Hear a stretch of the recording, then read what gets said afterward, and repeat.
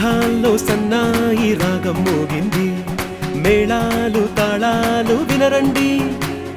సిరికి శ్రీహరికి కళ్యాణం కానుంది, శ్రీరస్తు శుభమస్తు అనరండి.